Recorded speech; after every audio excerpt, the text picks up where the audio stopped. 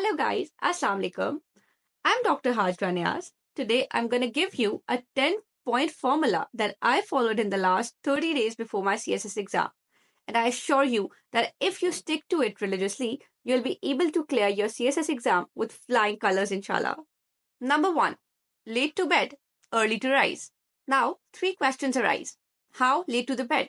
Not later than 12:30 a.m. Number 2. How early to rise? Not earlier than 5:30 a.m. And number 3. Why? Because ये best time है ये regret routine follow करने का. बाद में exams में you have to go to bed early and you can't rise very very early क्योंकि आपने बहुत कुछ रिवाइज करना होता है, आप थके हुए होते हो और एक आधी अधूरी नींद के साथ आप एग्जाम नहीं दे सकते. तो बेहतर होता है कि ये लास्ट 30 डेज में आप एक अच्छी रिग्रेस सी रूटीन फॉलो करो, थोड़ा लेट सो जाओ, थोड़ा जल्दी उठ जाओ. वैसे भी morning time has a lot of blessings. Number 2. Around the world in 30 minutes. अब ये क्या बला है?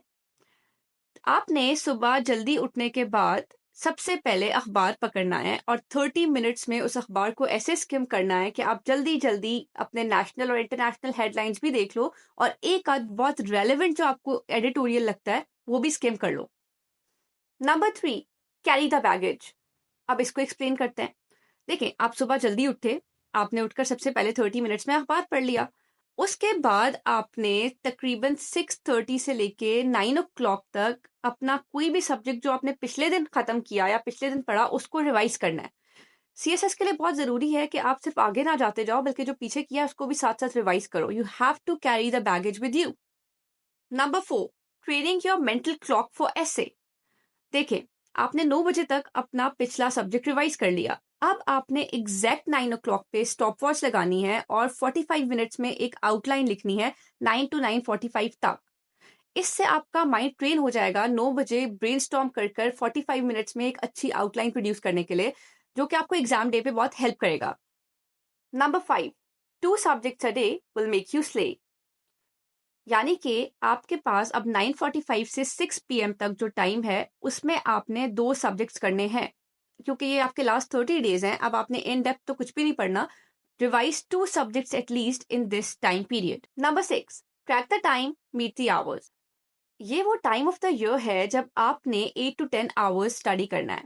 हमें ये इल्यूजन होता है कि हम अगर पूरा दिन बुक लेके बैठे हैं तो हम पढ़ रहे हैं, बट नो, आपकी डेडिकेटेड स्टडी वही है जिसमें आप पूरा कंसंट्रेशन अपनी किताब को दे रहे हैं. उसके लिए आपने क्या करना है? उसके लिए आपने कोई ना कोई ऐसी एप्लीकेशन इंस्टॉल कर देनी है, जैसे मिल्की है, जैसे टॉगल ट्रैकर है, जिस पे आप अपने आवर्स ट्रैक करें जो आपने डेडिकेटेडली स्टडी को दिए हैं, और जहां आप पॉजेस लें वहां पे आप अपना स्टडी टाइमर पॉज करें. नंबर 7. The split breaks. अब अगर मैं आपको कह रही हूँ कि आपने 24 आवर्स में से 8 to 10 आवर्स पढ़ना है डेडिकेटेडली, बाकी टाइम आपने ब्रेक्स लेनी है. अब वो ब्रेक्स आपकी ऑटोमेटिकली हो जाएंगी जब आपकी कंसंट्रेशन टूटेगी, तो उसके बजाय बेहतर है कि आप अपनी ब्रेक्स खुद स्केड्यूल करें और उन ब्रेक्स को भी फर्दर स्प्लिट करें. उसमें से आधी ब्रेक आप कोई वीडियो देखकर गुजारें, बीबीसी की, अल जजीरा की, किसी अच्छे यूट्यूबर की, किसी कमेंटेटर की. बाकी का आधा ब्रेक आप इंजॉय करके गुजारें, कोई सीजन देख के, कोई ड्रामा देखकर, कोई मूवी देखकर. Definitely you can't watch a movie in such short period, but कुछ ऐसा करके, कोई वॉक करके और फैमिली के साथ टाइम स्पेंड करके. जब आप अपने ब्रेक को स्प्लिट करेंगे तो आपको गिल्ट भी कम से कम होगा, आपके ब्रेक्स भी स्केड्यूल्ड होंगे, आप उस टाइम पे ब्रेक ले सकेंगे जो आपका थोड़ा सा रिलेटिवली अनप्रोडक्टिव टाइम है. नंबर 8. 2-16-80 फॉर्मूला. अब आपने 6 PM तक टाइम ट्रैक करते हुए स्प्लिटेड ब्रेक्स के साथ 2 सब्जेक्ट्स रिवाइज कर लिए. Now you have to choose 2 questions from your past papers, एक सब्जेक्ट का और एक दूसरे सब्जेक्ट का. You have to take 16 sheets, 8 for one question and 8 for the other, loose sheets जो होती हैं. And आपने 80 मिनट्स में, यानी 40 for one and 40 for the other, आपने इन दोनों सवालों को सॉल्व करना है. मतलब 40 मिनट्स में एक सब्जेक्ट का, एक पास पेपर का सवाल 8 शीट्स लिखते हुए आपने सॉल्व किया, and then in the next 40 minutes आपने दूसरे सब्जेक्ट का एक सवाल 8 शीट्स के ऊपर सॉल्व करना है. तो इस तरह आप 2 सवाल on 16 sheets in 80 minute solve करोगे. इससे आपकी डेली ये 6 to 8 PM के बीच में बहुत अच्छी सी हैंड रिटन प्रैक्टिस हो जाएगी क्वेश्चन सॉल्व करने की. नंबर 9. The precis project. अब आपको इंग्लिश के एग्जाम्स के लिए डेली प्रैक्टिस चाहिए.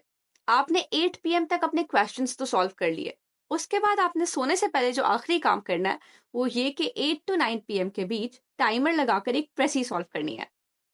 Number 10, the essay exercise. अब आपने सुबह 9 o'clock पे अपनी आउटलाइन तो प्रैक्टिस की, वो तो आप डेली करेंगे एंड इट्स वेरी हेल्दी क्योंकि ये आपके माइंड को 9 o'clock एक अच्छी आउटलाइन बनाने के लिए तैयार करेगा।